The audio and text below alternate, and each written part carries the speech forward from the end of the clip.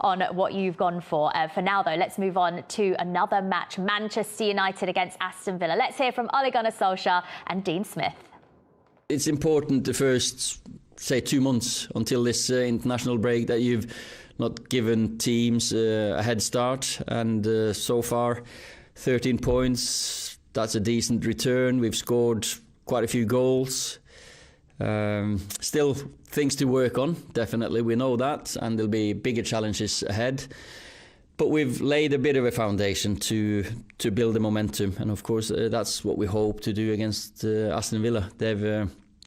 They started with the first game was a defeat, of course, but then they've really hit form, and I think they've deserved more points than what they've got. I've seen David De Gea's interview this morning, and they've got title aspirations, and a club like Manchester United should have. They've just brought in Ronaldo, Varane this summer, Sancho. So, and that's to add to a glittering squad already. So, it's a massive club with a massive history, and they're going to be pushing to try and challenge the likes of Liverpool, Manchester City and Chelsea, and our job is to go there and again go toe-to-toe like we did with Chelsea. It's another lunchtime game in the UK at Old Trafford, Manchester United against Aston Villa. And we talked about that League Cup defeat for United in the week against West Ham, Jolyon. How can that affect the momentum as they come into the league? Because they're still unbeaten in the league. It's all going rosy in the league, but can that affect momentum?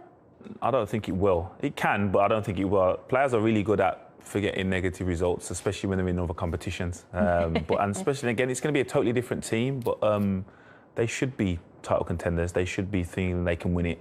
And he scores goals like when there's not even a chance on. But we were just speaking there, me and Matt, and I'm not sure they're able to rely on their defensive side of their game yet. I think they've kept one clean sheet so far this season. So. Why is that when they've just brought in Varane? Is it just taking a bit of time for it to all settle and gel together? Yeah. Because when you look at that back four on paper, Aaron Wan-Bissaka, Luke Shaw, Harry Maguire, Raphael Varane, that's a pretty solid defence. Yeah, I mean, I think we've just spoken about two teams and how strong their midfield play is.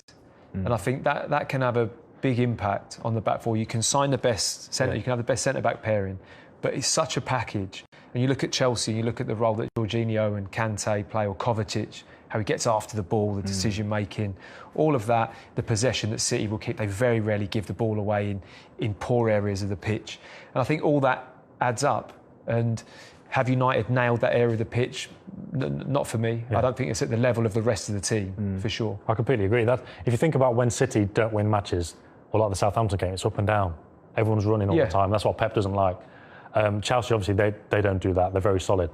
I can think of 3 United games already that have been like that. Southampton, where they drew. Wolves, where they were quite lucky to win. And West Ham, where they were quite lucky to win. And Leeds. Yeah. Even though they won that game. But yeah, as you said, it's the style. And I think that's down to the manager. I don't think he's... I don't want to sound disrespectful, at the level of a Tuchel or a Pep in terms of having a philosophy that is that dominant. I just think it's more of we've got great players and we will get them out there and they will contribute to the outcome of the game. Is that what's winning Manchester United games at the moment, the fact they have such world-class individuals? Yes, I would say. I think that they've got a front four that is as good as it comes. Anyone, to be honest, I think, when you look at Ronaldo's goals down the middle, Pogba now adopting this position on the left. King. Bruno Fernandes, who I think is a fantastic player. Sancho, Greenwood. You can go on. It's an amazing attacking lineup. And like you said, defensively, they've got a great centre-back pairing.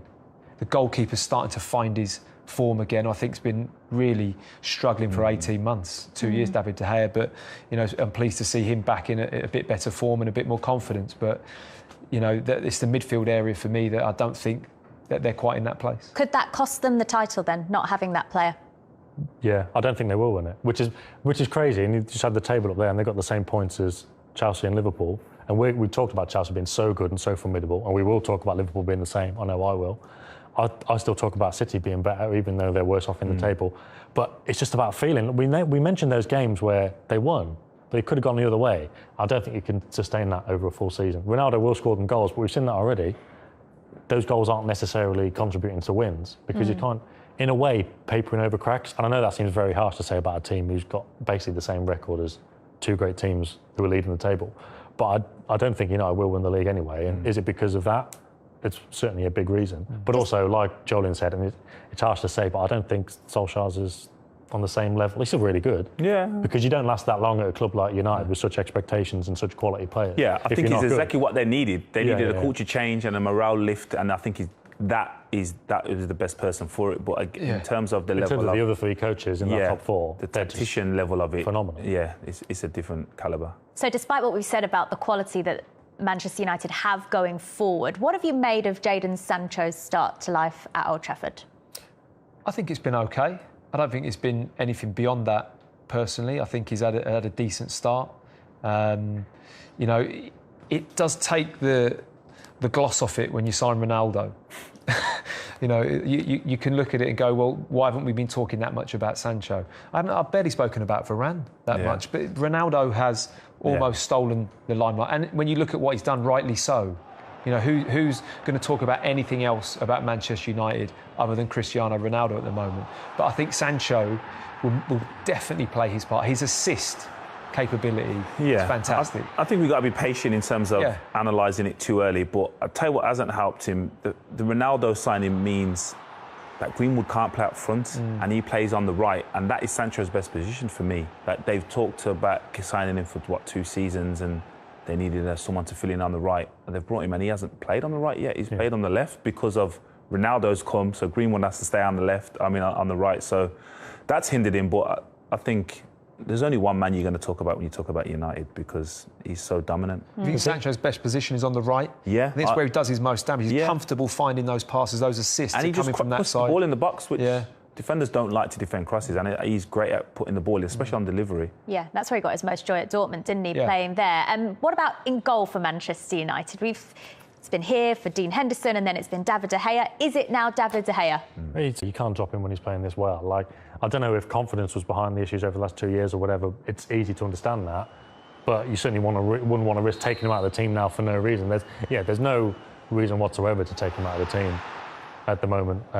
Henderson's probably unlucky with getting COVID just before the season started. He must be gutted. But exactly. Because he may have started the season, or at least it would have been, you play this game, you play that game, and see how you get on.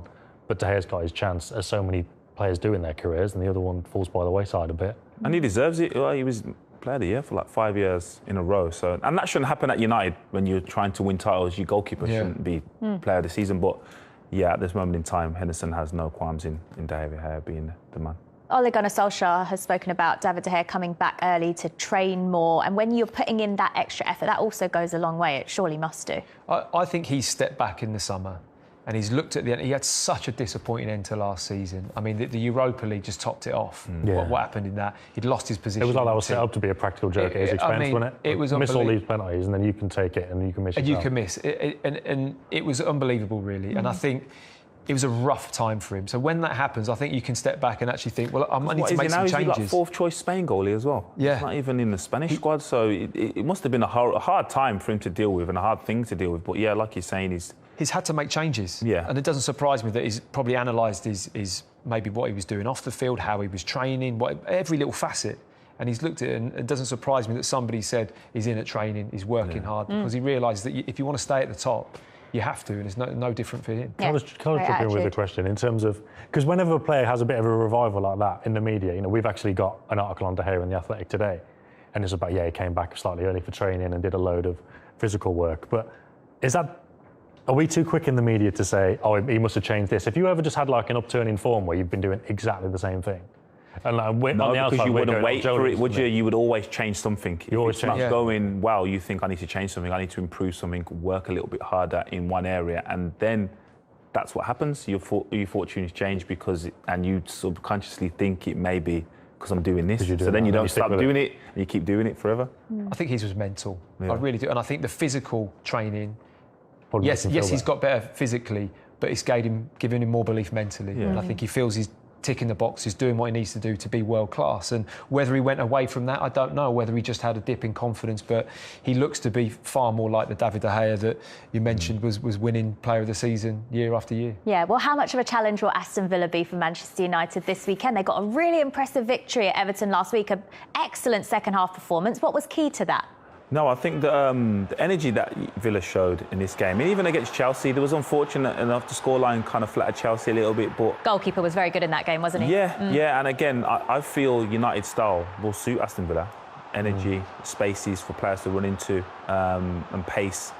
And I think the players that they have now, it's not as predictable when you play Aston Villa. You're not just thinking, well, we nullify, we stop Aston Villa. That isn't the case anymore. They have a lot of threats in different areas. Do you agree with that, Matt? Yeah, I think fair play to replace a player that was important as Jack Grealish for a manager can be tricky.